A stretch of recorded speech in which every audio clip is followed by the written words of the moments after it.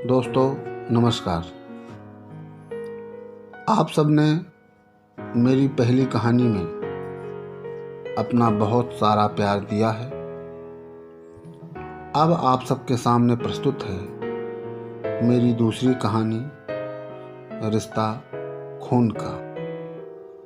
बदलते हुए इस परिवेश में मानव मूल्यों के क्षरण पर आधारित यह कहानी आप सब अवश्य सुने और अपना आशीर्वाद प्रदान करें। तो आइए शुरू करते हैं कहानी रिश्ता खून का। रोहित और मनोज के घर आमने सामने थे। दोनों में गहरी दोस्ती थी। समय बीतता गया। रोहित सेना में अधिकारी हो गया, जबकि मनोज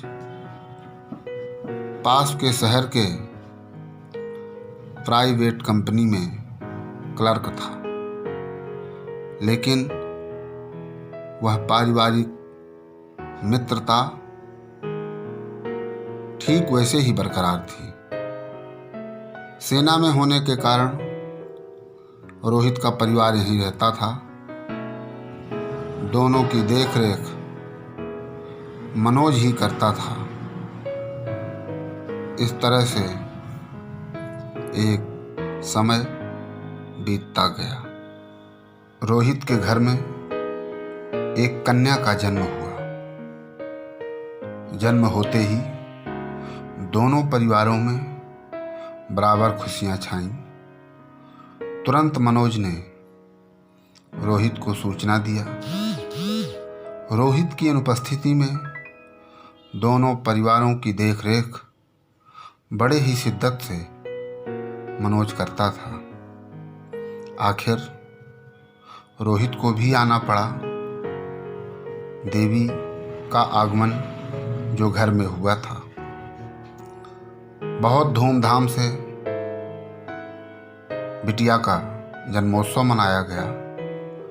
बेटी का नाम रखा गया काजल। काजल बहुत ही चुलबुली स्वभाव की थी। कुछ दिन रुकने के बाद रोहित वापस चला गया। अब बिटिया का अधिकाधिक वक्त मनोज के साथ ही बीतता था। मनोज के लिए भी वह उसकी जिंदगी का एक अहम हिस्सा बन चुकी थी। ऑफिस से आते समय मनोज काजल के लिए खिलौने लाना नहीं भूलता था। काजल को भी मनोज का इंतजार रहता था। रोहित साल भर में कुछ महीनों के लिए घर आता था। उस दौरान काजल पूरे वक्त मनोज के साथ होती थी, इसलिए वह मनोज को बाबूजी के रूप में संबोधन करती थी। मनोज ने काजल का दाखिला पड़ोस के एक कस्बे में कराया। अब वह स्कूल जाने लगी। कहानी का दूसरा दृश्य। काजल अब बड़ी हो चुकी थी। काजल का मनोज के घर आना जाना उसी तरह बदस्तूर जारी था। रोहित रिटायरमेंट ले चुका था। अब वह भी आकर घर में ही रहने लगा। लेकिन अब उसके विचार, अब उसकी भावनाओं में एक बड़ा बदलाव था। काजल का मनोज को बाबूजी कहना, समय बेसमय उसके घर जाना उसे पसंद नहीं था। अपनी बात को उसने पत्नी से कहा और उसे काजल को समझाने के लिए कहा। पत्नी ने बहुत समझाया लेकिन काजल नहीं मानी।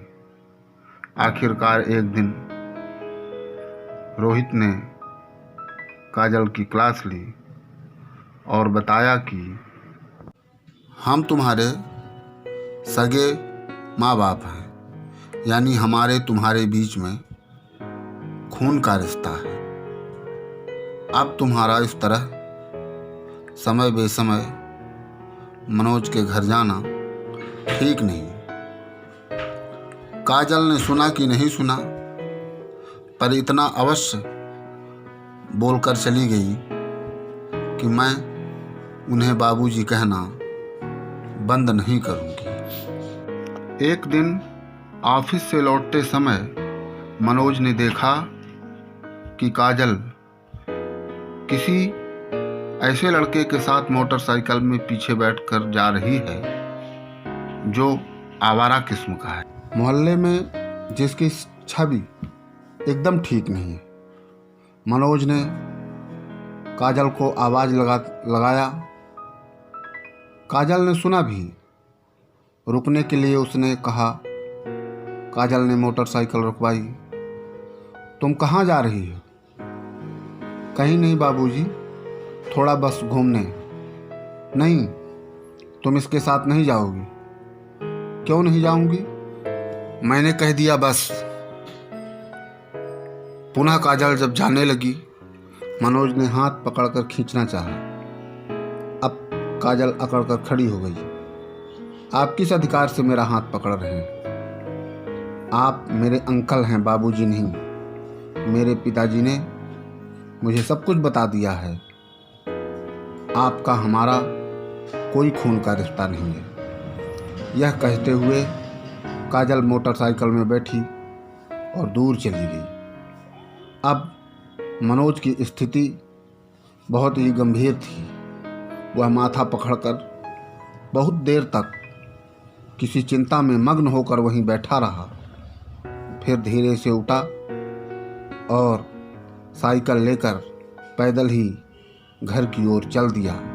दूसरे दिन मनोज ऑफिस से आकर आराम कर ही रहा था, तभी मोहल्ले के एक लड़के ने बताया कि काजल का बहुत बुरा एक्सीडेंट हो गया है। डॉक्टरों का कहना है कि अगर जल्द उसका ऑपरेशन नहीं किया गया तो उसकी जान को बचा पाना संभव नहीं है, किंतु ब्लड की व्यवस्था न होने के कारण डॉक्टर पूरी तरह से ऑपरेशन करने में असमर्थ हैं।